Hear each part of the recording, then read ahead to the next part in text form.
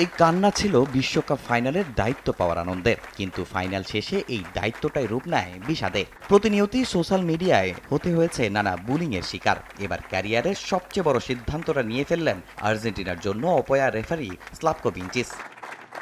এবারের বিশ্বকাপের সবচেয়ে বেশি আলোচনা ছিল রেফারিং বিতর্ক, বিশেষ করে আর্জেন্টিনার ম্যাচগুলো নিয়ে। প্রায় প্রতিটা ম্যাচই আর্জেন্টিনার রেফারির সুবিধা পেয়েছে বলে আছে অভিযোগ। তবে ফাইনালে হয়েছে ঠিক উল্টো। মেসির দল কার্ড খেয়েছে এই আসরে তাদের বাকি সব ম্যাচের মধ্যে সর্বোচ্চ 5 হলুদ কার্ডের সঙ্গে এনজোর লাল কার্ড। 10 জনের দলকে হারানোর সঙ্গে বড় লজ্জাও দিয়েছে স্পেন। ব্যাক টু ব্যাক শিরোপা জয়ের স্বপ্নভঙ্গের পর স্লোভেনিয়ার রেফারির ওপর ক্ষোভ ঝাড়তে থাকেন আর্জেন্টাইনরা সোশ্যাল মিডিয়ায়, যা এখনও অব্যাহত।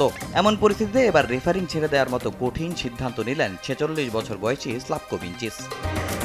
তবে ঠিক কী কারণে এমন সিদ্ধান্ত নিলেন তা খোলাসা করেননি অভিজ্ঞ এই রেফারি। তার অবসরের বিষয়টি নিশ্চিত করেছে স্লোভেনিয়া ফুটবল অ্যাসোসিয়েশন।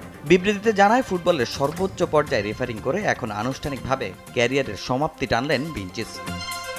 এর আগে বিশ্বকাপের মঞ্চে তার অভিষেক হয়েছিল 2022 সালে কাতার বিশ্বকাপে আর্জেন্টিনা সৌদি ম্যাচে। সেই হারের পর এবারের বিশ্বকাপেও তার অধীনে লজ্জা সঙ্গী হল মেসিদের।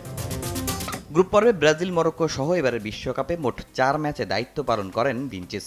ইকুয়েডর মেক্সিকো ম্যাচে ফিফার নতুন নিয়মে মুখ ঢেকে কথা বলার কারণে পিয়েরো ফিনকাফিয়াকে লাল কার্ড দেন এ রেফারি। তবে সবচেয়ে বড় বিতর্কে পড়তে হয় আসরের ফাইনাল নিয়ে, যদিও এই ভিঞ্চিচকেই আসরের সেরার খেতাব দেয় ফিফা। এছাড়া ইতালিয়ান রেফারিজ অ্যাসোসিয়েশন বিশ্বের অন্যতম সেরা রেফারির স্বীকৃতি দেয় তাকে।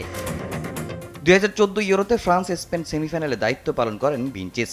এছাড়া ক্লাব ফুটবলে অনেক বড় ম্যাচ পরিচালনার অভিজ্ঞতা আছে এই রেফারির। 2024 সালে তার অধীনে চ্যাম্পিয়ন্স লিগের ফাইনালে ডর্টমুন্ডকে হারিয়ে 15তম শিরোপা জেতে রিয়াল মাদ্রিদ। এছাড়া 2021 ও 22-এর ইউরোপা লিগের ফাইনালের দায়িত্ব পালন করেন ভিঞ্চিচ। তামিম হোসেন, সময় সংবাদ।